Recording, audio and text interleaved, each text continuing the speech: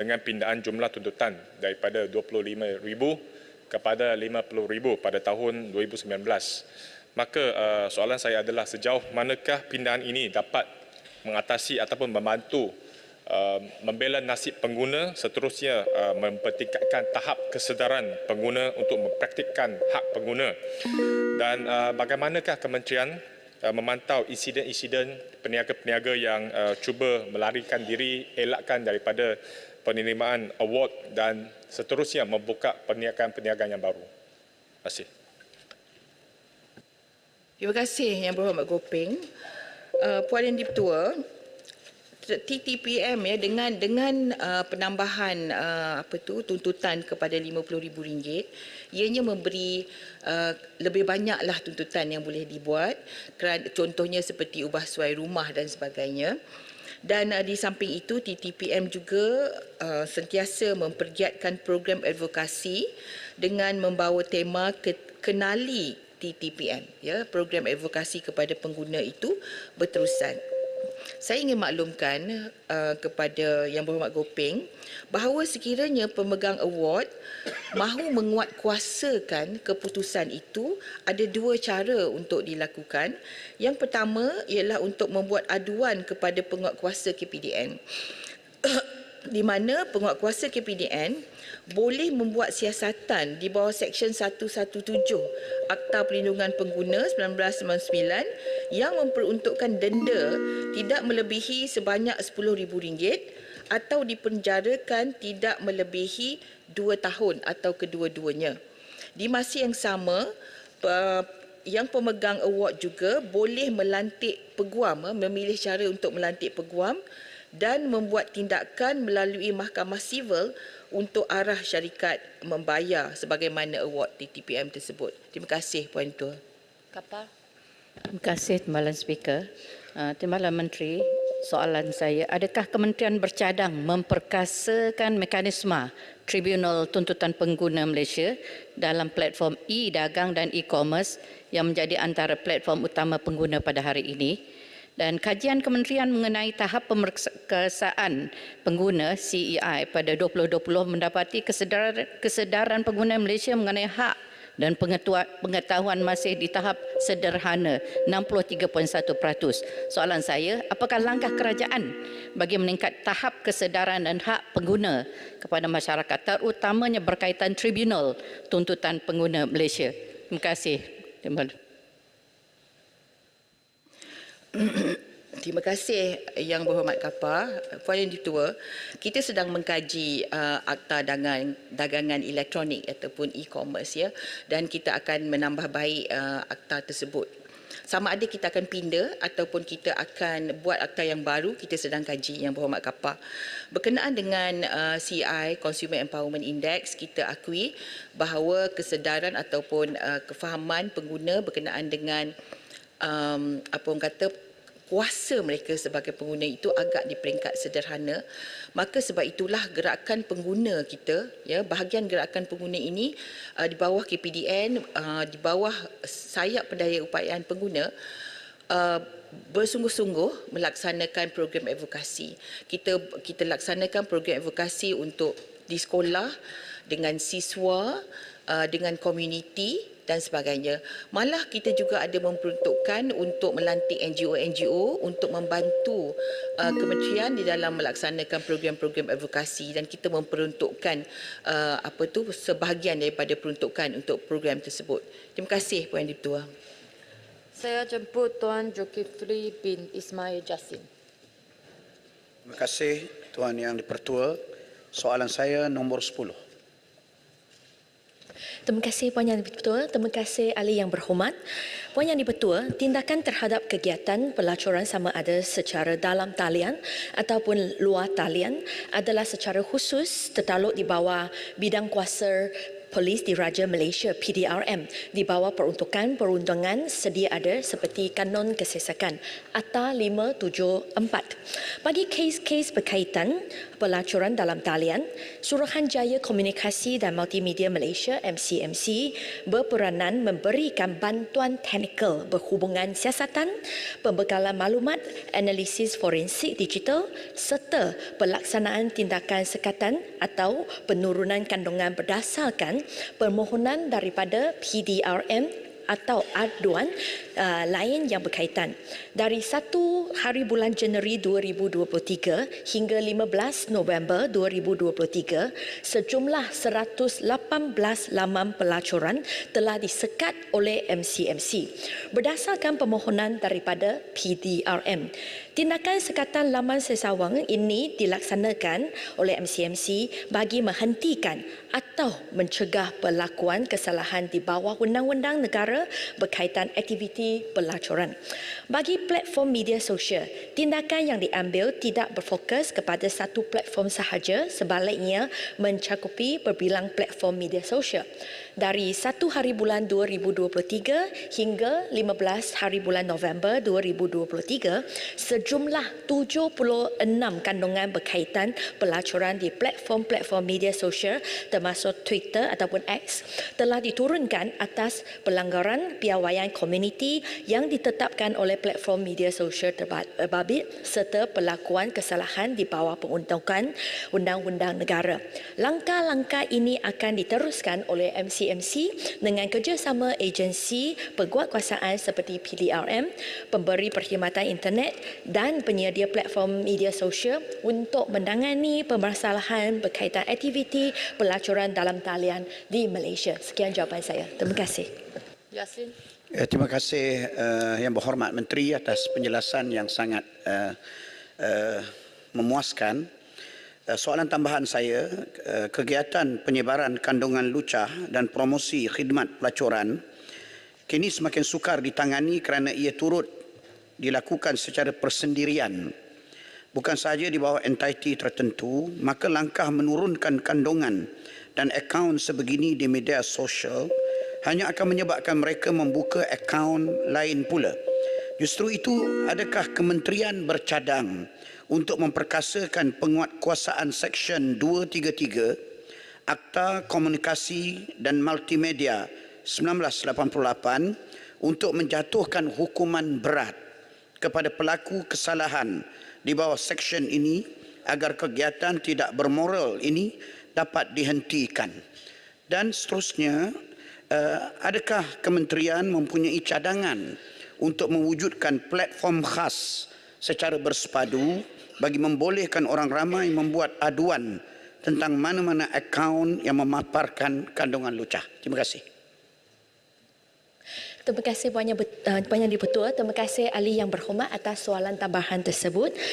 Memang saya akui bahawa MCMC dan juga KKD menghadapi kesulitan untuklah menangani isu ini kerana bukan sahaja di platform media sosial yang terbuka tetapi lagi mencabar adalah platform-platform lain sepertilah WhatsApp, Telegram di mana dia bukan tersebar di satu platform yang semua orang ada akses tetapi hanya orang yang terlibat dalam grup tersebut ada informasi tersebut. Jadi pihak PDRM amat bergantung terhadap laporan-laporan yang dibuat olehlah orang awam untuklah mengambil tindakan. Dan sekiranya MCMC menerima permohonan daripada PDRM, kami akan bantu untuklah turunkan kandungan tersebut ataupun sekat laman web tersebut. Itu adalah komitmen MCMC. Tetapi dari segi jatuhkan hukuman yang lebih berat terhadap orang-orang yang terlibat, saya rasa itu di luar bidang kuasa MCMC kerana itu adalah di bawah bidang kuasa mahkamah. Jadi kalau ikutlah prinsip negara kita, itu adalah bidang kuasa mahkamah, hakim yang mendengar kes tersebut untuk membuat keputusan apa jenis hukuman yang mereka yang ingin dikenakan. Tentang soalan yang berhormat bahawa sama ada MCMC berhasrat untuk wujudkan satu platform khas supaya orang awam bolehlah buat aduan. Saya nak maklumkan di sini bahawa MCMC ada platform untuk aduan sendiri daripada WhatsApp pun ada, email pun boleh, pergi ke laman web MCMC pun boleh. Tetapi yang paling penting oleh sebab pihak MCMC tidak tidak memain peranan sebagai internet polis dalam perkara ini, tetapi kita hanya akan menerima permohonan daripada PDRM ataupun agensi pelaksana undang-undang yang lain, barulah kita akan ambil tindakan. Oleh sebab itu, sangat-sangat penting adalah apabila seseorang, termasuklah ahli-ahli yang berhormat yang duduk di dalam Dewan Yang Mulia ini, apabila menemui kandungan yang sedemikian, buat laporan polis supaya pihak polis bolehlah hantar permohonan ini kepada kepada MCMC supaya kandungan itu boleh diturunkan ataupun laman web itu boleh disekat. Jadi yang paling penting adalah buat laporan dengan PDRM supaya atas permohonan mereka MCMC akan ambil tindakan, kerana dalam perkara ini MCMC bukanlah bertindak sebagailah internet polis. Saya harap ini menjelaskan soalan. Terima kasih.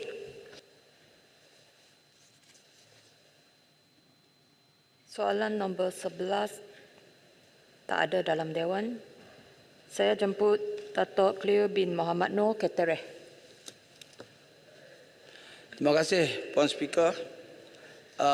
Soalan saya nombor 12. Terima kasih Puan Yang di-Pertua. Untuk makluman Puan Yang di-Pertua dan ahli yang berhormat, Kementerian Pembangunan Kerajaan Tempatan KPKT cakna dalam usaha menjamin ketenteraman dan keselamatan rakyat yang berhadapan dengan bencana banjir kilat saban tahun serta menyokong pelaksanaan projek-projek tebatan banjir yang dimohon oleh pihak berkuasa tempatan ataupun PBT. Di peringkat kementerian, jawatankuasa bagi mengatasi masalah banjir kilat di kawasan pihak berkuasa tempatan terletak di bawah Jabatan Kerajaan Tempatan ataupun JKT, sentiasa memantau kerjasama dan pelaksanaan pihak berkuasa negeri dan PBT bagi perkara-perkara berikut. Pertama, pengemaskinian maklumat hotspot banjir kilat di dalam sistem e-profile PBT. Kedua, pemantauan keberkesanan pelaksanaan caruman peparitan sedia ada dan menggalakkan negeri yang belum lagi melaksanakannya. Ketiga, penyelarasan maklumat operasi penguatkuasaan kawalan hakisan dan inapan yang dilaksanakan oleh PBT. Dan keempat, penyelarasan inventory sistem saliran dalam bentuk Geographic Information System GIS bagi Pelan Induk Saliran Mesra Alam PISMA yang disediakan oleh Jabatan Pengairan dan Saliran JPS.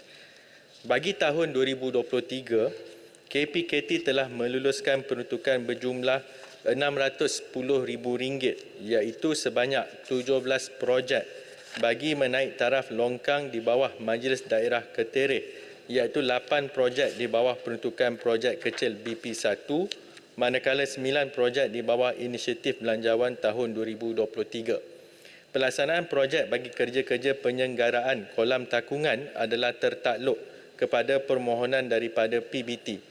Sehubungan itu, KPKT mengalu-ngalukan permohonan peruntukan daripada PBT bagi pelaksanaan projek-projek tersebut untuk pertimbangan kementerian.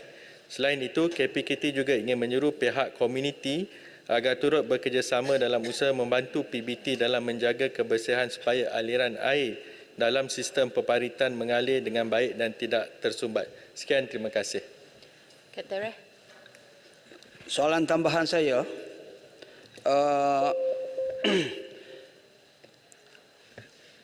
apabila saya berhubung dengan PBT, jawapannya adalah tak cukup peruntukan, tak ada peruntukan. Apa yang berlaku di Ketereh, terutama di belakang Caltech Simpang 4 di Pekan Ketereh, air di situ boleh katakan apabila berlaku saja hujan, dianya terus sampai ke dalam rumah. Jadi macam mana, soalan saya macam mana caranya untuk macam Menteri bagi tahu tadi, kena minta, dia kena minta daripada kementerian. Okey, sekarang ini jawapan yang saya dapat daripada PBT tak cukup kewangan. Jadi macam mana saya nak menyelesaikan masalah ni? Terima kasih Puan Yang Pertua, terima kasih kepada Ketereh. Sebab itu, kerana itu saya sebut tadi dari segi kerangka yang besar. Ada 4 perkara yang saya kongsikan tadi. Contohnya berkenaan penyelarasan melalui PISMA, kemudian hotspot banjir dalam sistem e-profile PBT. Itu antara dari segi mekanisme yang kita ada. Tapi dari segi keadaan di bawah, pihak PBT sebenarnya memang adalah pihak berkuasa tempatan dalam kawasan tersebut. Yang mana apa yang diusahakan KPKT itu adalah demi membantu. Dalam keadaan sebenarnya dari segi peruntukan itu kepada PBT ini boleh datang daripada pelbagai pihak, sama ada kerajaan negeri ataupun persekutuan melalui KPKT. Tapi perkara yang kedua sebagai contoh, untuk kita tambah lagi dari segi keberkesanan itu memang disebut untuk kita memantau keberkesanan pelaksanaan caruman peparitan sedia ada dan menggalakkan negeri yang belum lagi melaksanakannya. Masalah yang berlaku sebagai contoh di negeri Kelantan, caruman itu tidak wujud.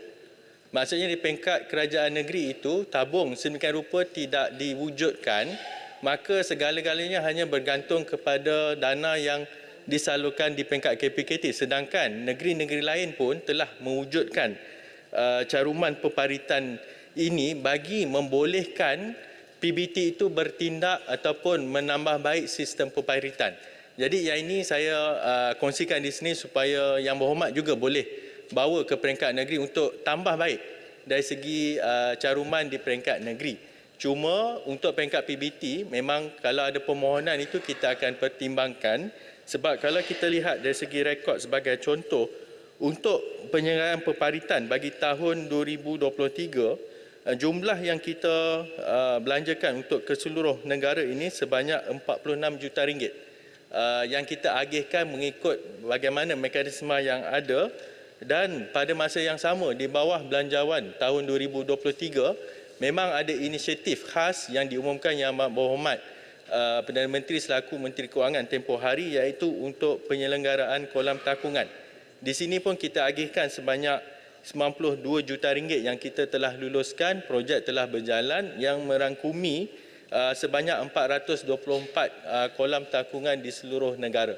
Maka sebab itu bila berlaku di tempat tertentu, kita mohon juga kerjasama semua pihak untuk kita tingkatkan lagi keberkesanan dalam menguruskan sistem peparitan dan longkang. Terima kasih Puan Yang di-Pertua.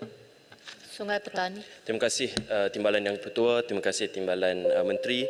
Beberapa hari yang lepas Sungai Petani mengalami banjir kilat yang cukup dahsyat. Jadi bila kita tengok memang masalah perparitan pertama dan pertumbuhan taman-taman di sekitar kawasan Sungai Petani yang melebihi 300 buah taman.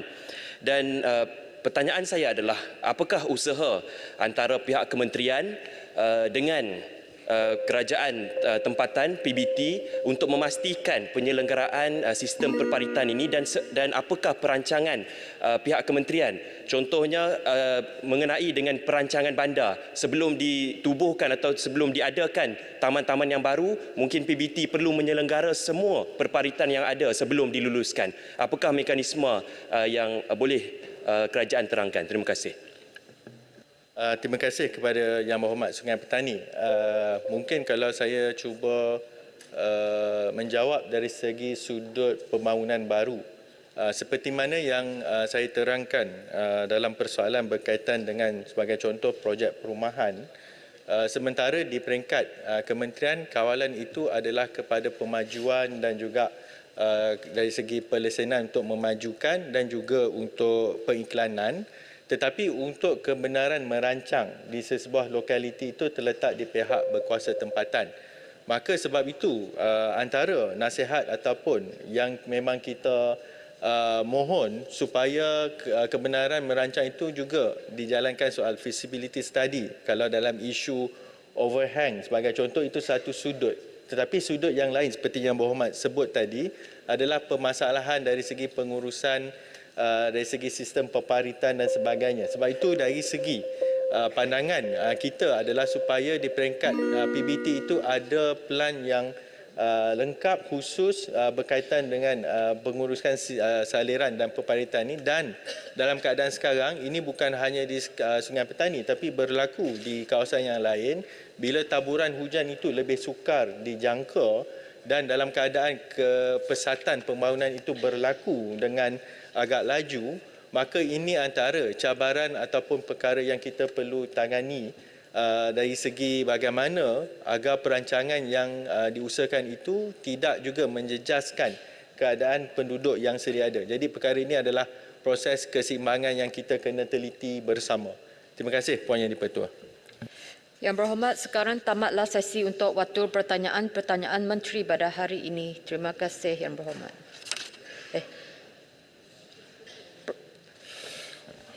Terima kasih Puan Timbalan di-Pertua.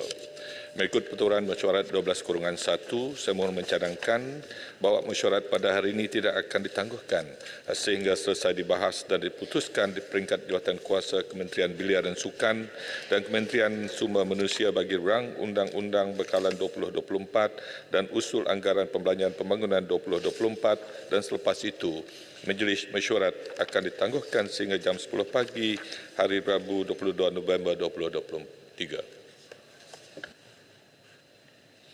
Tuan Yang Bertuah, saya mohon menyokong. Ahli-ahli yang berhormat, sekarang saya kemukakan masalah kepada majlis untuk diputuskan.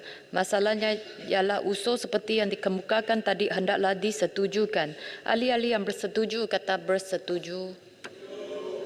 Yang tidak kata tidak. Lebih suara bersetuju. Usul disetujukan. Aturan urusan mesyuarat dan usul-usul menyambung semula pertimbangan ke atas rang Undang-Undang Perbekalan 2024 DR 31 2023 dan usul anggaran perbelanjaan pembangunan 2024 dalam jawatankuasa sebuah buah majlis. Majlis dalam jawatan kuasa.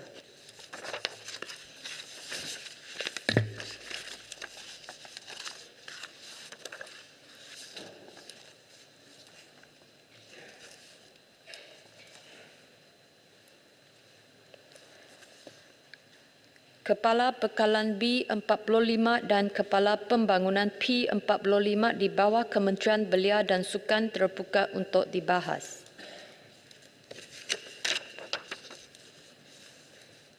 Senarai pembahas adalah seperti berikut: YB Taiping, YB Pasir Mas, YB Tampin, YB Machang, YB Sungai Bertani, YB Putrajaya, YB Petong, YB Alostar, YB Pulai, YB Kerik, YB Bangi, YB Kepala Batas, YB Jempol, YB Padang Terap, YB Tenggara, YB Rompin, YB Kelang, YB Jerantut, YB Keningau dan YB Kulim Bandar Baru. Saya jemput Yang Berhormat Taiping. Terima kasih Puan Pengerusi kerana memberikan peluang kepada saya untuk berbahas pada pagi ini.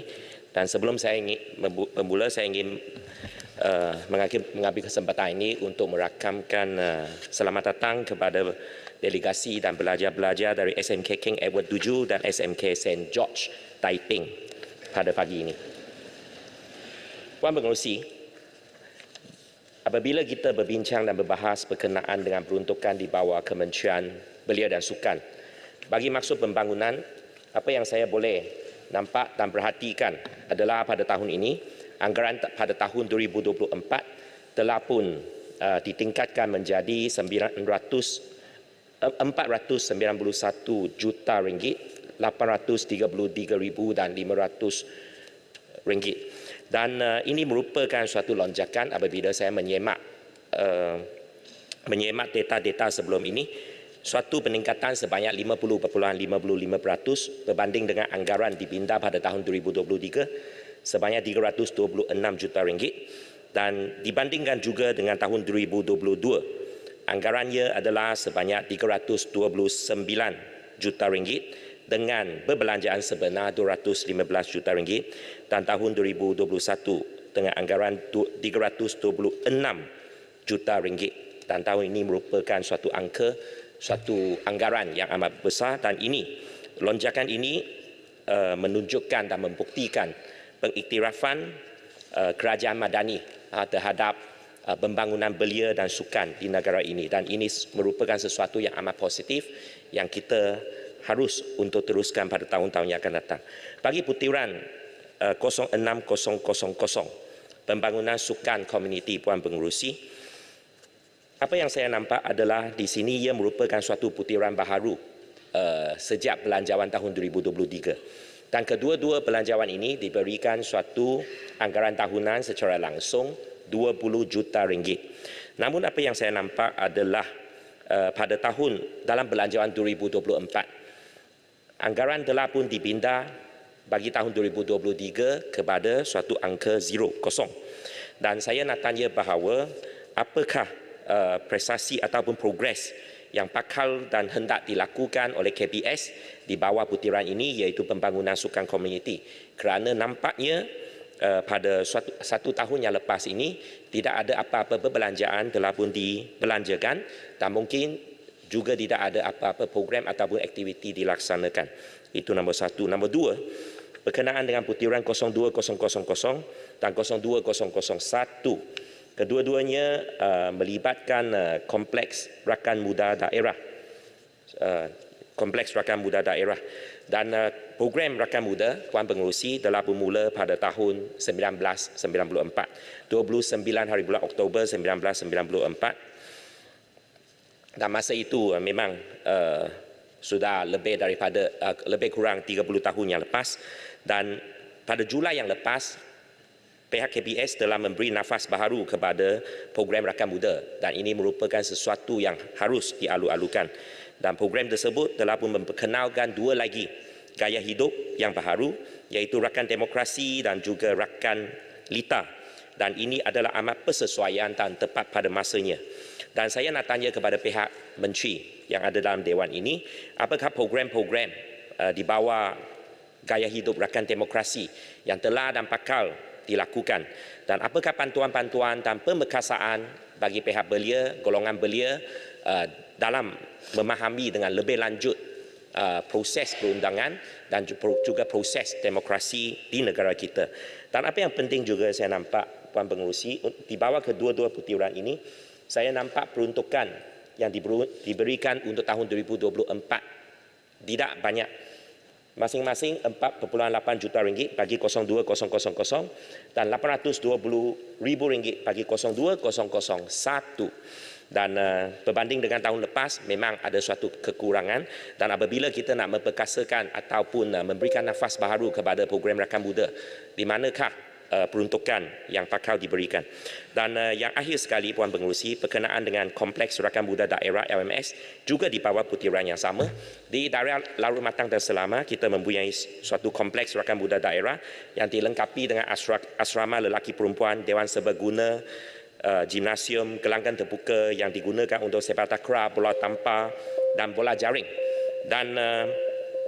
Dan di sini saya ingin memohon supaya apabila kita hendak mempergiatkan semula program rakan muda, saya ingin memohon supaya suatu peruntukan ataupun tambahan boleh diberikan kepada Kompleks Rakan Muda Daerah Larut Matang Selama. Dan kawasan berbumbung untuk gelanggang terbuka adalah sesuatu yang diidam-idamkan oleh rakan-rakan di Tarang Larut Matang dan Selama. Dan akhir sekali saya nak bangkitkan di sini berkenaan dengan permohonan daripada pihak kami untuk suatu mini stadium di kawasan Taiping bagi daerah Larut Matang. Dan ini merupakan sesuatu yang juga ingin kami dapatkan pada tahun-tahun yang akan datang. Dan seperti yang dibahaskan oleh saya dalam peringkat dasar sebelum ini, kita memerlukan suatu mini stadium yang akan memberikan manfaat kepada rakan-rakan kita di Taiping. So dengan itu saya ucapkan terima kasih kepada Puan Pengerusi dan ucapkan terima kasih kepada pihak menteri. Terima kasih. Terima kasih Yang Berhormat Taiping. Saya jemput Yang Berhormat Pasir Mas. Assalamualaikum warahmatullahi wabarakatuh dan salam sejahtera. Terima kasih Puan Pengerusi atas peluang yang diberikan. Tahniah kepada KBS kerana telah mendapat kenaikan peruntukan belanja mengurus dari 221 juta kepada 219 juta kepada 229 juta. Tetapi saya dapati belanja untuk pembangunan turun daripada 85 juta kepada 70 juta untuk bajet 2024. Saya minta Menteri dapat menjelaskan adakah penurunan ini tidak mengganggu perancangan KBS dalam meneruskan projek pembangunan sukan dan atlet sepanjang tahun 2024 ditambah dengan sukan Olimpik yang kita akan sertai. Dan saya juga ingin menyentuh secara tidak langsung berkenaan dengan anugerah yang mencetuskan kontroversi baru-baru ini. Saya rasa pihak KBS telah dapat menyelesaikannya dengan baik. Cuma saya nak cadangkan supaya selepas daripada ini supaya hanya penerima-penerima anugerah sahaja yang dijemput untuk hadir dan ditempatkan di tempat yang betul-betul menerima anugerah dan mereka dimaklumkan supaya tidak mencetuskan lagi kontroversi yang tidak diingini selepas daripada ini.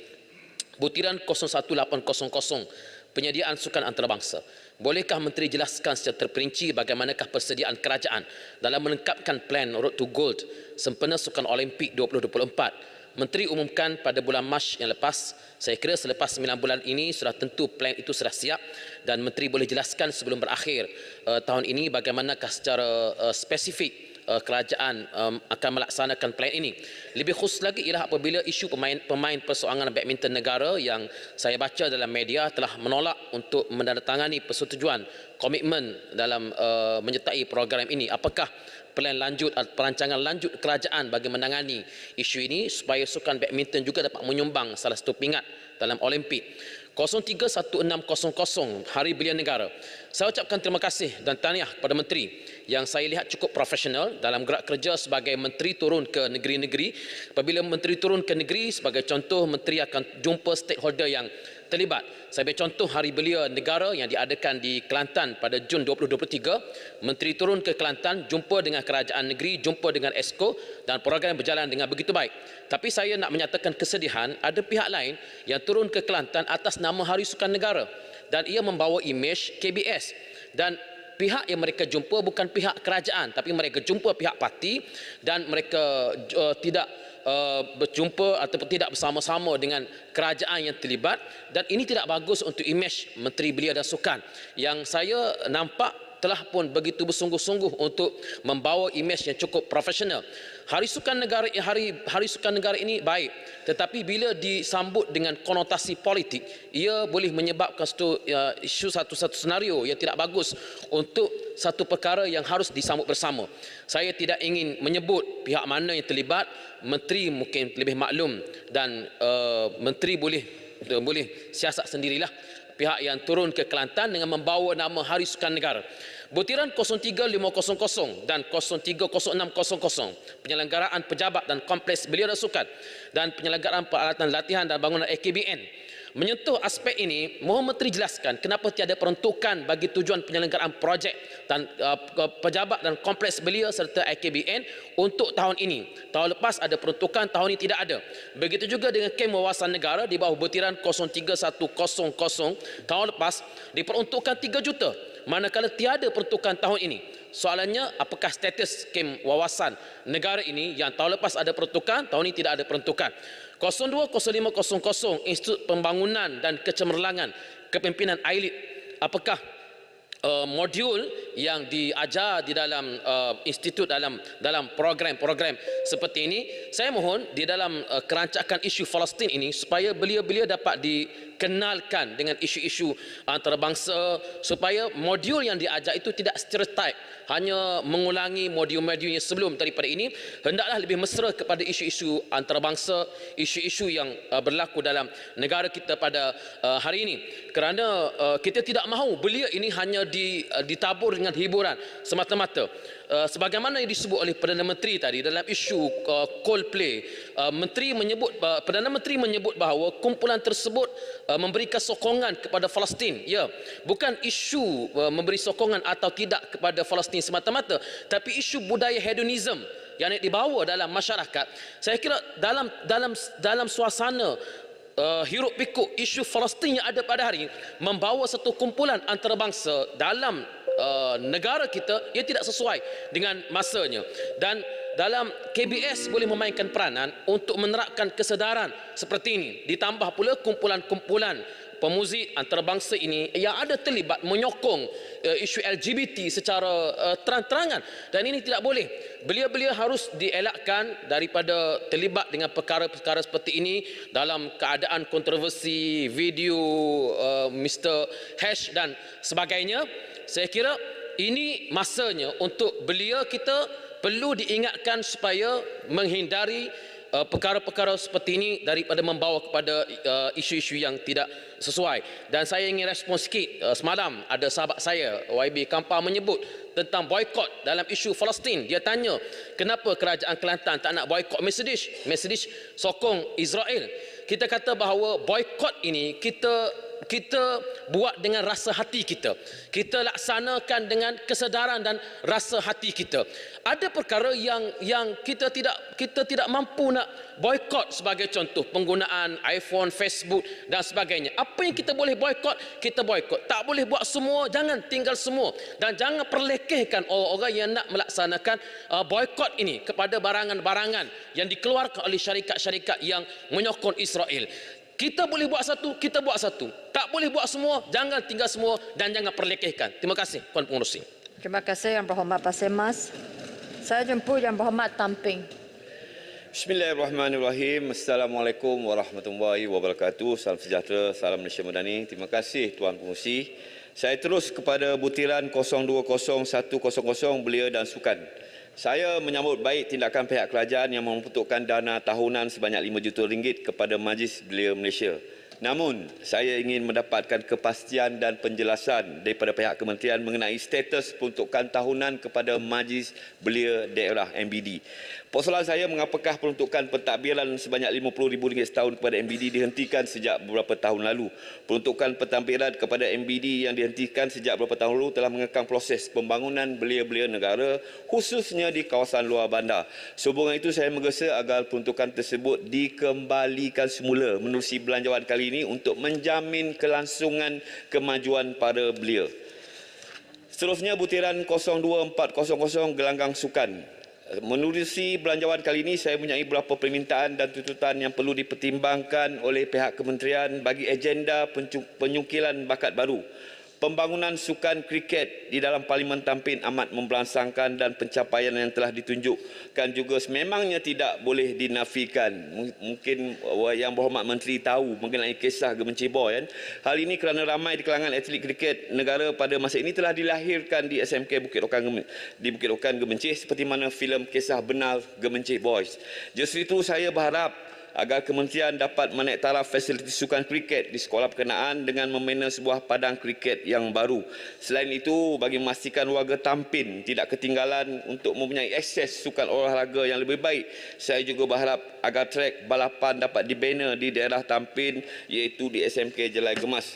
Begitu juga dengan menaik taraf sebuah padang hoki di SMK Tunku Besar Tampin dan juga SMK Datuk Tahar Gemencih. Gelanggang-gelanggang sukan yang saya sebutkan ini perlu diberikan perhatian dan tindakan segera juga perlu dilakukan oleh kementerian dengan kerjasama Kementerian Pendidikan bagi melahirkan atlet-atlet pelapis dan di peringkat awal. Seterusnya, Tuan Pengerusi, butiran 02007 Kompleks Sukan Komuniti. Untuk makluman, Kompleks Mini Sukan Gemencih yang terletak di tengah-tengah Pekan Gemencih Tampin berperanan besar dalam menyatukan masyarakat setempat. Pelbagai aktiviti sukan dan program kemasyarakatan tanpa menggila tampakkan kaum serta pegangan parti politik telah diadakan di kompleks berkenaan.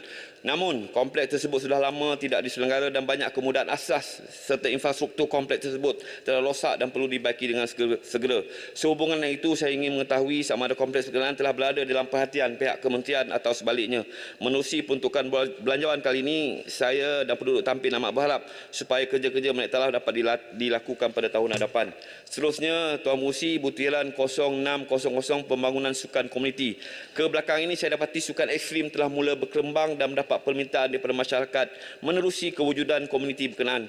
Sehubungan itu, saya ingin mengetahui apakah perancangan kementerian untuk mewujudkan lebih banyak tapak lokasi sukan ekstrim di dalam negara, dan apakah strategi kementerian untuk memudayakan sukan-sukan ekstrim bermula di peringkat sekolah sehingga universiti. Hal ini kerana sukan ekstrim boleh dijadikan sebagai karier sepenuh masa sehingga boleh menjana pendapatan yang lumayan sekiranya dapat galakkan pelbagai pihak. Untuk maklumat pihak kementerian, golongan belia Tampin begitu meminati sukan ekstrim seperti sukan 4x4 dan motocross. Justru itu, saya ingin mencadangkan agar kementerian membina fasiliti sukan ekstrim di Tampin supaya dapat menjamin keselamatan para peminat sukan tersebut. Seterusnya, Tuan Pengerusi, butiran 030400 Program Belia dan Sukan. Berhubung program Parlimen Belia menerusi Jabatan Belia dan Sukan Negara yang mula diperkenalkan sejak tahun 2015, saya ingin mengetahui berapakah jumlah perbelanjaan yang telah dibelanjakan oleh kementerian setakat ini untuk meneruskan pelaksanaannya. Adakah suatu kajian pernah dilakukan untuk mengukur keberkesanan pelaksanaan program tersebut sama ada ianya mencapai objektif atau sebaliknya? Apakah pendekatan baru yang diterapkan oleh kementerian untuk melahirkan barisan pelapis kepimpinan muda yang sejajar dengan model pembangunan belia madani 2030?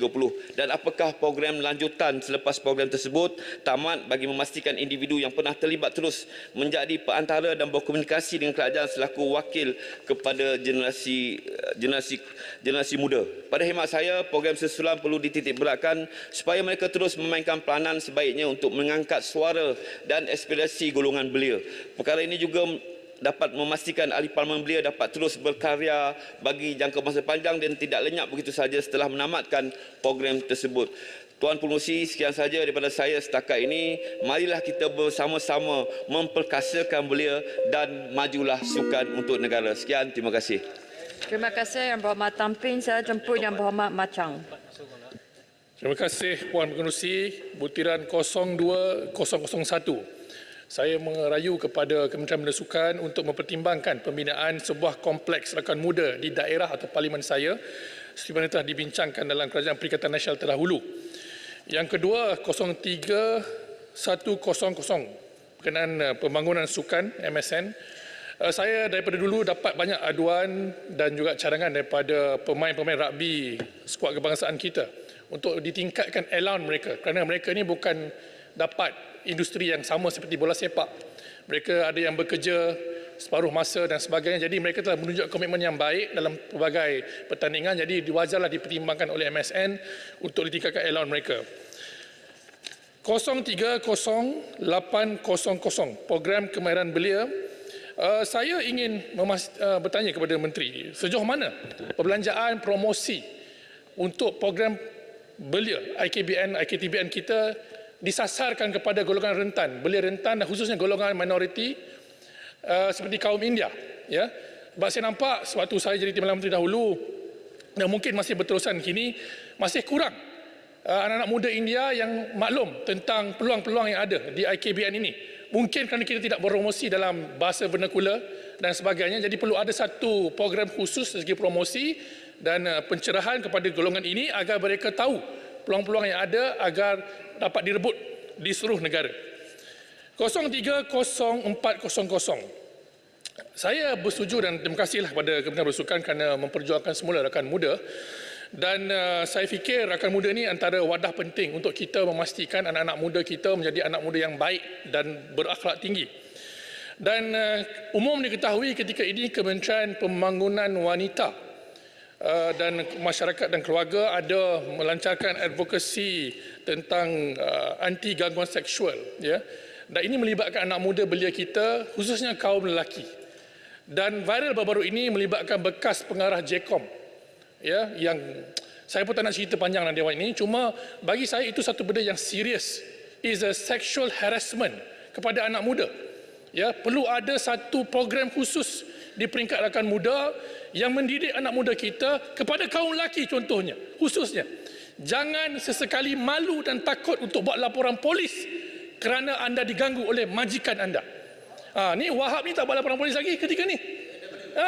Jadi ini perkara yang amat memalukan. Dan Menteri Pembangunan Wanita pun bersetuju. Dia kata lelaki ini dia segan sikit bila dia ganggu seksual, dia takut dapat laporan polis. Jadi rakan muda lah tempat terbaik untuk mendidik anak muda belia kita. Jangan malu kalau anda diharas oleh majikan anda. 030400.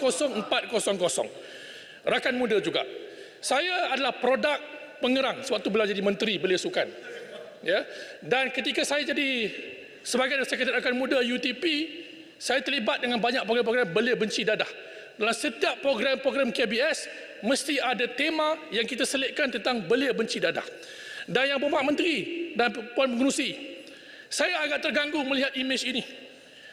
Kanak-kanak berumur 6 tahun, hisap vape, tak ada siapa tegur dia. Selamba dia hisap vape di tempat awam.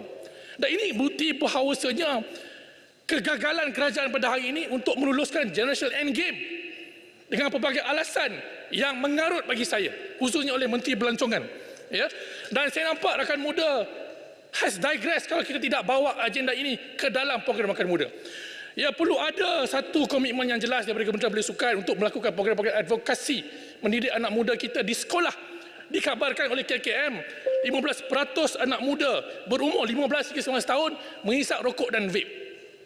Jadi sebagai kustodian kepada program belia dan sukan negara, kita dah buang dah rokok daripada industri sukan. Kenapa kita tidak boleh melancarkan lagi program-program ini? GEG ini support oleh rakan muda dan KBS. Ya, apalah banyak sangat ke cukai yang vape bagi pada kerajaan ini sampai kita sanggup mengorbankan masa depan anak muda seperti ini?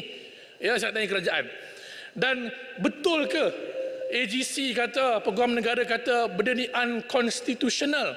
Sebenarnya pegawai undang-undang di KKM sendiri dah bagi tahu dalam jawatan kuasa pilihan khas benda ni bukannya unconstitutional dengan izin. Kalau ada dicabar di mahkamah, silakan lawanlah dalam mahkamah. Let the court decide whether it is constitutional or not. Jadi ini saya nampak rakan muda dan KBS boleh jadi suara kami kalau mana Menteri Pelancongan tak nak dan Menteri Kewangan tak nak. Jadi Puan Pengerusi, sebelum saya landing last, janganlah sesekali Kementerian Belia Sukan terlibat walaupun collective responsibility, but I hope Menteri boleh bertegas. Kita dah berjaya mengeluarkan industri rokok, industri arak daripada sukan. Janganlah kita tunduk kepada big tobacco dan kepada belia kita. Lobi-lobi ini, persatuan kedai kopi dan sebagainya inilah yang membuatkan GEG gagal. Kerajaan tunduk kepada big tobacco. Saya nak tanya banyak mana sangat cukai yang kerajaan dapat daripada benda-benda ni. Ya, nak mengorbankan masa depan anak muda kita yang mana dulu rakan muda suatu zaman pengerang bawa dah agenda lawan rokok, lawan dadah. Jadi inilah cadangan dan saranan saya kepada Kementerian Belia Sukan. Terima kasih Puan Pengerusi. Terima kasih Yang Berhormat Macang. Saya jemput Yang Berhormat Sungai Petani. Terima kasih Timbalan Pengerusi. Sungai Petani ingin menyentuh butiran 020100 program belia dan sukan, iaitu terdapat peningkatan sebanyak 5.23% daripada tahun yang lepas.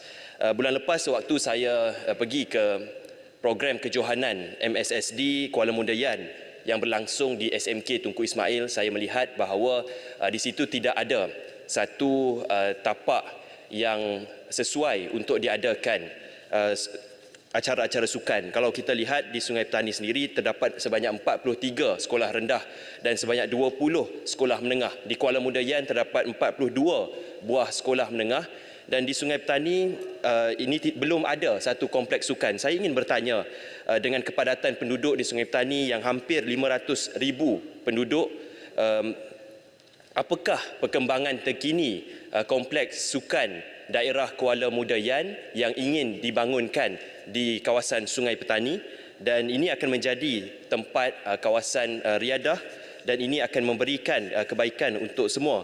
Dan tanah yang dicadangkan iaitu kegunaan RTM yang dah disetujui oleh KKD, tanah lot 5781 seluas 15 ekar, dan di situ sekitar 64 taman yang akan mendapat manfaat. Ada taman rekreasi, badminton, futsal dan sebagainya. Saya ingin bertanya, berapakah kos projek yang diperuntukkan untuk projek ini, dan bilakah projek ini akan dimulakan, apakah status terkini dan apakah perkembangan terkini daripada pihak MOF, dan bagaimanakah pihak kementerian telah berbincang dengan pihak kerajaan tempatan berkenaan hal ini. Seterusnya saya ingin menyentuh berkenaan butiran 020200 Pembangunan Kemahiran Belia dan 020500 Institut Pembangunan dan Kecemerlangan Kepimpinan ILID. Tuan Pengerusi, program Rakan Muda merupakan satu nafas baru yang diperkenalkan oleh pihak kementerian pada Jun 2023 dan pada Ogos yang lepas Yang Berhormat Menteri mengatakan bahawa lebih 80,000 peserta yang telah berdaftar. Pertanyaan di sini, adakah berapa banyakkah peserta-peserta yang sustain atau peserta-peserta yang berdaftar dan konsisten, kerana yang lebih penting adalah keterlibatan dan kelangsungan para peserta ini untuk membentuk sebuah belia yang hebat. Dan seterusnya saya ingin menyentuh mengenai kegusaran pemahaman politik dalam kalangan belia.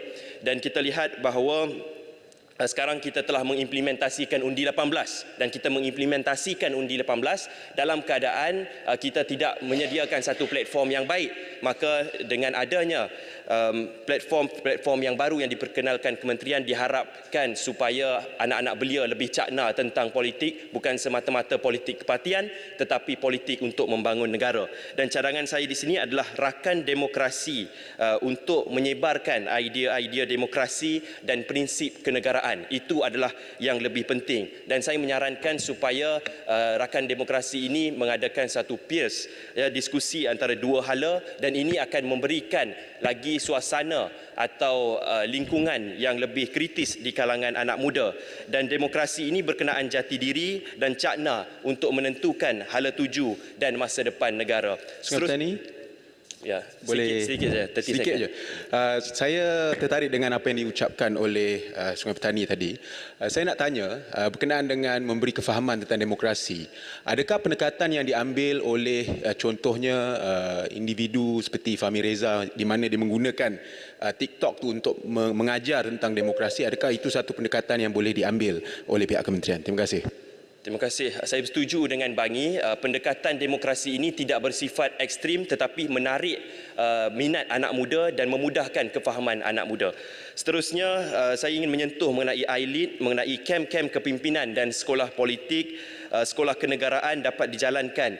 Kenapa? Kerana kita bukan hanya membentuk civic anak muda belia semata-mata, tetapi apa yang lebih penting adalah kita memupuk semangat patriotisme, kita memupuk semangat kewarganegaraan di dalam diri anak-anak muda, dan ini akan membentuk sebuah negara yang maju, sebuah negara yang bertamadun dan sebuah negara madani.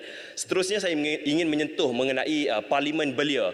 Seperti yang disebutkan oleh Speaker Dewan Rakyat sewaktu majlis sambutan Hari Kebangsaan dan Hari Kemerdekaan bersama ahli Dewan Rakyat dan ahli Dewan Negara, yang mengatakan bahawa parlimen belia akan diserahkan sepenuhnya kepada pihak parlimen, dan ini saya menyambut baik perkara ini. Namun begitu, saya ingin menyatakan beberapa cadangan. Parlimen belia tidak hanya semata-mata untuk membentuk belia menjadi yang berhormat, tetapi apa yang lebih penting adalah memberikan pemahaman kepada belia yang masuk ke dalam parlimen. Bagaimanakah proses demokrasi itu berlaku, bagaimana proses untuk menggubal dasar dan undang-undang itu berlaku, bagaimana untuk membawa usul dan bagaimana hal-hal pentadbiran di dalam parlimen ini dijalankan. Dan itu adalah yang lebih penting lagi. Maka dengan itu, Tuan Pengerusi, terima kasih saya ucapkan. Sekian dari saya. Terima kasih. Terima kasih Yang Berhormat Sungai Petani. Saya jemput Yang Berhormat Putrajaya. Terima kasih Tuan Pengerusi. Saya ingin menyentuh butiran 020400 Institut Sukan Negara. Pada 9 Oktober 2021, Perdana Menteri ketika itu, Yang Berhormat Bara, telah melancarkan program My Talent Identification and Development, MyTID, KBS KPM. Program ini melibatkan proses pengenalpastian bakat sukan di peringkat akar umbi. Program ini yang dimulakan melalui program rintis melibatkan 15 buah sekolah di Putrajaya, Kuala Lumpur dan Selangor. Berkaitan dengan program ini, saya ingin bertanya, apakah status program ini dan perancangan jangka panjang Kementerian bagi program MyTID KBS KPM? Yang kedua, senarai sukan yang menjadi fokus program ini dan adakah terdapat cadangan sukan baru yang kementerian ingin ketengahkan? Dan yang ketiga, berapakah jumlah penyertaan peserta MyTID KBS KPM mengikut pecahan kategori sukan? Seterusnya, butiran 020100 belia dan sukan. Saya ingin menyentuh tentang pembangunan sukan bola sepak. Menyedari pentingnya usaha untuk mencukil bakat baru sukan bola sepak negara, pada bulan Julai 2022, ketika Perikatan Nasional sebagai kerajaan, kami telah lancarkan Liga Tunas Malaysia ataupun Malaysia Little League, MILL.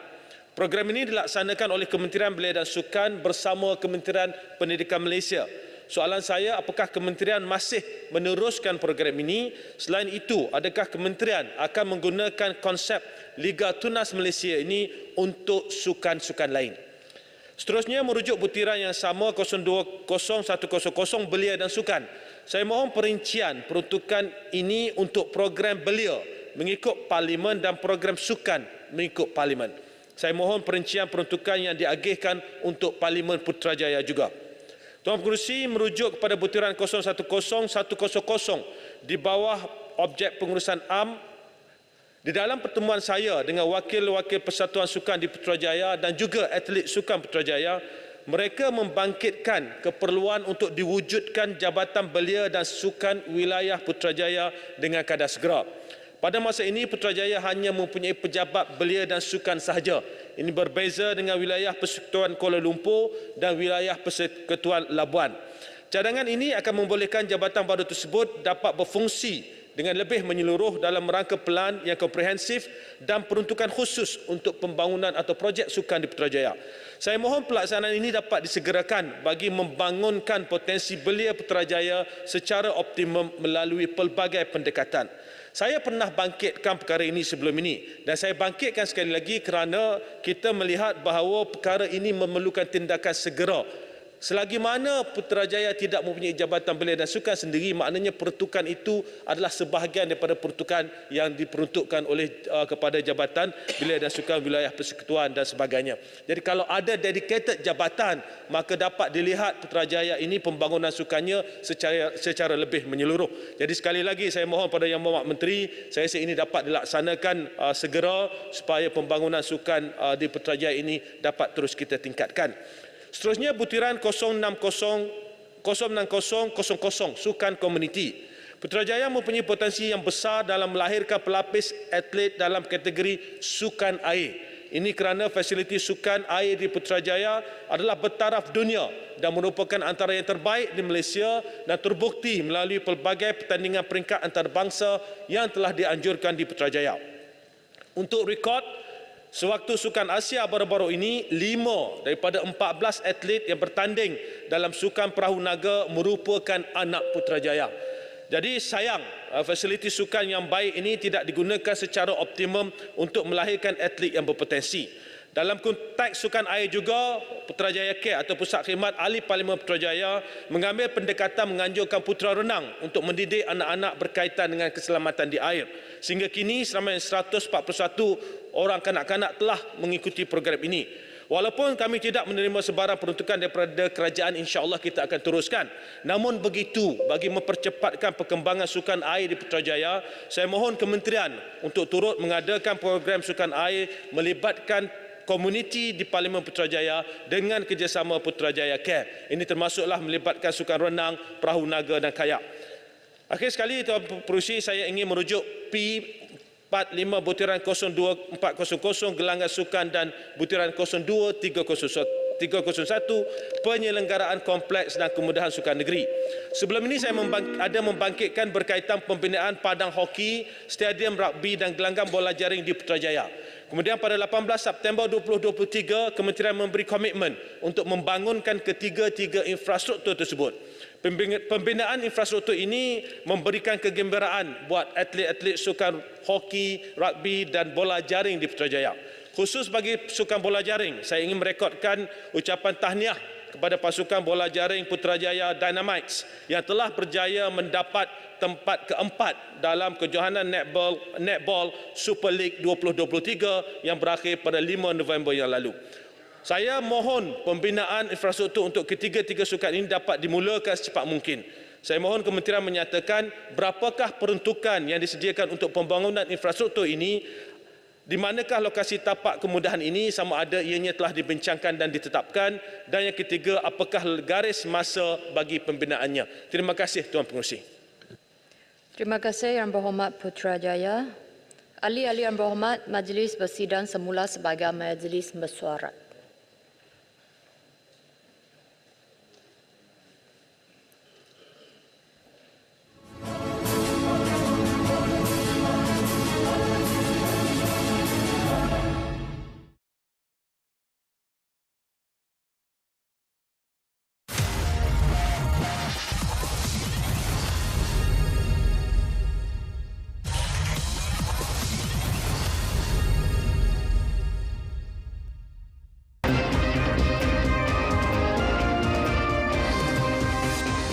penduduk terjejas banjir di Terengganu semakin meningkat.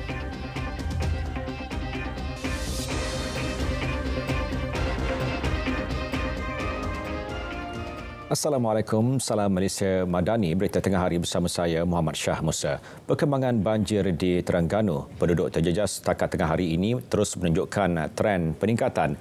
Hujan lebat juga masih berterusan di beberapa kawasan, terutama di Kuala Nerus dan Kuala Terengganu. Bagi mendapatkan maklumat terkini, kita bersama rakan pelapor Siti Jamilah Hanim Jamil di sana. Silakan. Ya, Syah, perkembangan terkini banjir di Terengganu, kalau saya boleh kongsikan, setakat 12 tengah hari tadi, 1,600